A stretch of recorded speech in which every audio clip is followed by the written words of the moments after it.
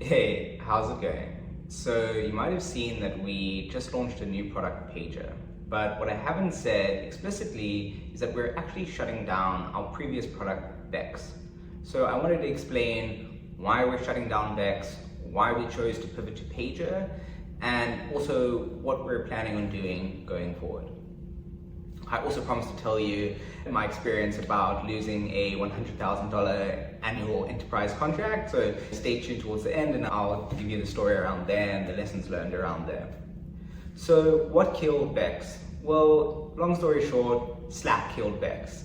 Slack very quietly updated their APIs and terms of service to massively limit access to Slack conversation history. That means not only if you're a third-party tool like us, but actually you have limitations of accessing your own conversation history, which is pretty damn crazy. And the unbelievable story about this is that we actually had 10 customers that were due to start a paid trial. I think it was on the 11th of June or July. And the night before all these customers were going to go live, I was scrolling in bed on LinkedIn and someone posted about these changes and said, this is crazy, it's killing their business. And I couldn't believe it. So I clicked into the article from the Information News Journal, read it, and I was like, there's no ways. And the title was, Slack blocks rivals from using message history. And so I went and read the API docs myself. And my co-founder was sleeping because he was still in Cape Town, about 9 hours ahead.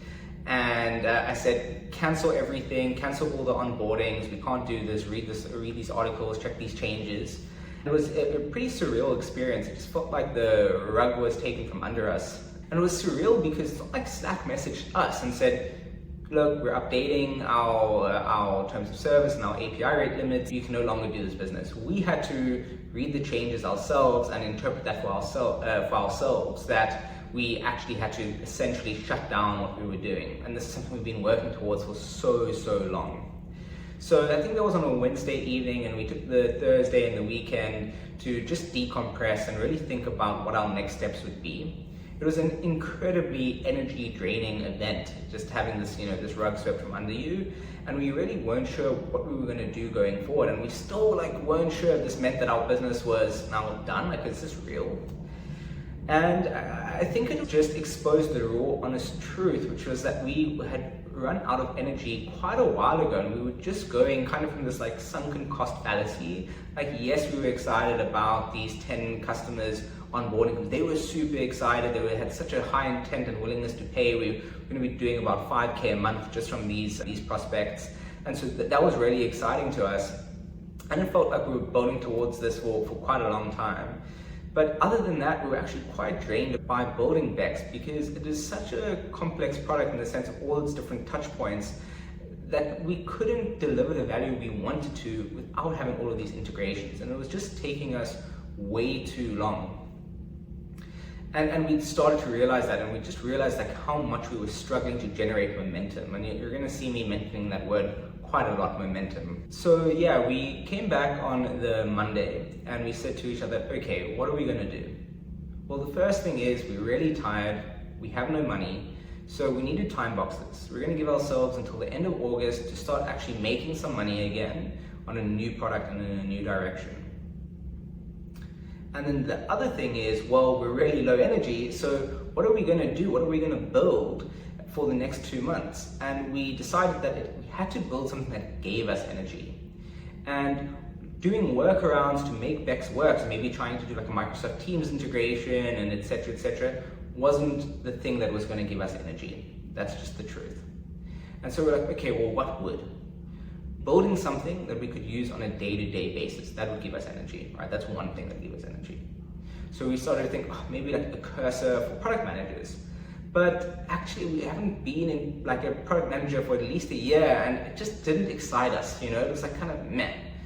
And I think that's kind of where we landed on, two things. So the first thing is, what has our vision been the entire time? Well, our vision and our belief is that the tribal knowledge you develop as a business over the years is stored in your communication platforms and your documentation platforms, right? That's what Bex was, it brought that together. And that tribal knowledge is actually a form of expertise and IP. It's what makes your business good at what you do, because it includes all the lessons you've learned in the past, or your insights, or your ideas. And making that tribal knowledge, that context, available to the humans in your business and the AI agents in your business is going to make both of them more productive at their jobs. When a new person joins your company and they go through an onboarding process, the faster you can provide them with the context they need, the faster they on board. And it's the same with agents. If you have a coding agent and you wanted to go through your ticket backlog and build features for you, if there's no context in those tickets, how's it going to build it to the specifications that you want, right? And so that's what we've been building towards, just making the context in your business, the most up-to-date form of that context, available to both the humans and AI agents. And that's where we realized that most of that actually lives in your communication platform, your meetings and Slack. Now that Slack is blocking this, we were like, no, that's not cool. Like, you should have full control and full access to that information. And that's where we came up with the idea of building an open source Slack. Everyone should have access to that data. And on top of that, people are paying crazy Slack bills. Like, some people are paying like $100,000 a year for Slack, which is just obscene. So you should have a simple chat interface with your team that works really well and is AI first. So we build it from the ground up, and things like we embed your messages by default so that the AI can always learn from as your conversations evolve and go and search them and index them, all those kind of things. But also we're going to be putting agents at the forefront, and I discussed that in my launch video. And we can discuss, the features going forward. And to be honest, so that got us really excited. And the thing that got us even more excited and kind of solidified this is we were like, well, actually, that would be a great fuck you to Slack. If we can get even one customer, where I don't care if they're paying $100 a year, to cancel their Slack bill, host Pager on their own, and pay nothing, we'd consider that a win. And so we kind of set off on that. And we actually time-boxed it to a week, but that's when we realized this was not something to be vibe coded. We couldn't vibe code this in a week, and that would just be the most ridiculous product. And so we actually spent the next 2 months waking up at 6 a.m., going to bed at midnight, both of us working tirelessly, building features, building this platform, and that's what we've launched. So now anyone can self-host their team chat platform or ask us to host it. They can communicate as usual, and soon they'll be able to have a whole bunch of different types of agents doing work for them. So we have already added in webhooks so that you can send messages from Linear and Sentry and Notion and wherever into the platform, but soon you'll actually have agents via MCP doing tasks for you, and that's going to be really cool, and they're going to have access to the context in your workspace. So now you know what killed Bex, why we moved to Pager, and now I want to talk about this enterprise deal that we lost. And in terms of what we're going forward is that we're actually just going full steam ahead on building Pager. We had time boxed this until the end of August, and we might get some contract work from September onwards for sure, but our goal is still to make Pager successful and valuable and actually make people more productive. So let's go to this enterprise deal. The story behind this is actually 12 months ago, a prominent person in an enterprise organization reached out to me and saw my first tweet ever actually about, not only just about Bex, but my first tweet ever. It just happened to be about Bex. Loved the way that we were thinking about solving this problem of updating documentation, thought it was valuable for their customer support team.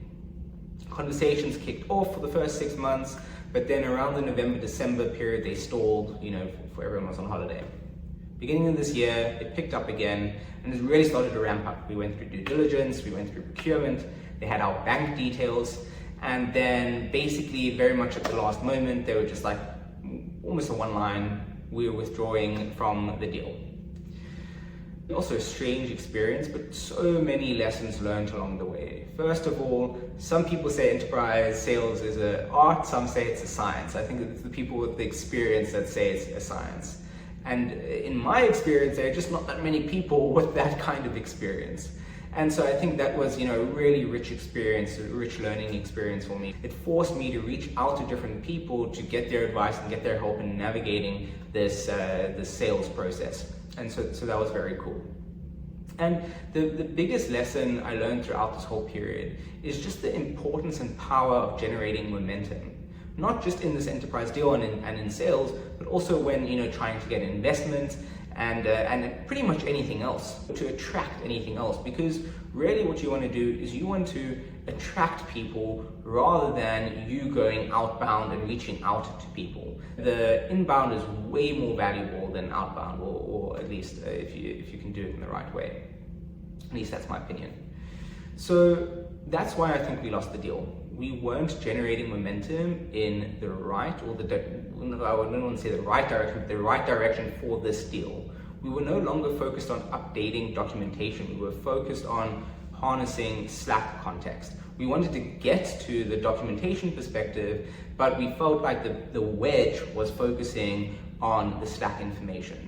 And because we were focused on that, we weren't able to show momentum, product momentum, any kind of momentum in the other direction. And so we weren't able to get this big enterprise client excited about what we were building and the value we were bringing. Because if we were building in that direction, we could have gotten smaller customers to utilize the tool in that way. We could have shown traction. We could have said, hey, XYZ customer saved 30% or 30 hours a week using our tool, and can do the same for you. We could have said that, or we could have just sent product demos. Look how cool this is, right? We couldn't do that. In the beginning, we did do that, but towards the end, we couldn't do that because we were focusing on a different direction.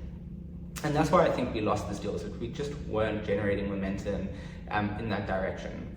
And so yeah, that's basically the lesson that I learned out of this, is just that if you really want these deals to succeed, you need to make sure that you are generating momentum in the direction that these deals are expecting, so that you can share updates and keep them engaged and get them excited.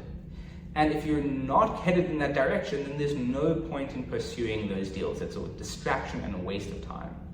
And that's actually why when this deal fell through, I felt really relieved. I felt like this weight had been lifted off my shoulders, because we'd known for quite some time that this deal was going to be a distraction. It would have been nice to have had that cash in the bank and to validate that people are willing to pay us that kind of money to solve the problem that we kind of really believe in. But it really would have been a distraction. It would have been 3 months plus of working and creating momentum in the wrong direction. So yeah, I hope that was insightful in some way, and I hope you enjoyed the update. We are going to be posting a lot more content around Pager. We're going to do a kind of a weekly show and tell. Me and Zach has moved in with me and my wife. We're in our new apartment block. This is our kind of like entertainment area in our apartment block that I've commandeered. But yeah, we're going to do what we shipped this week, what we're shipping next week, and probably have a couple beers while we do it. So yeah, stay tuned for that, and just excited to get your feedback, excited for what's to come, and can't wait to get everyone's thoughts on what we're building.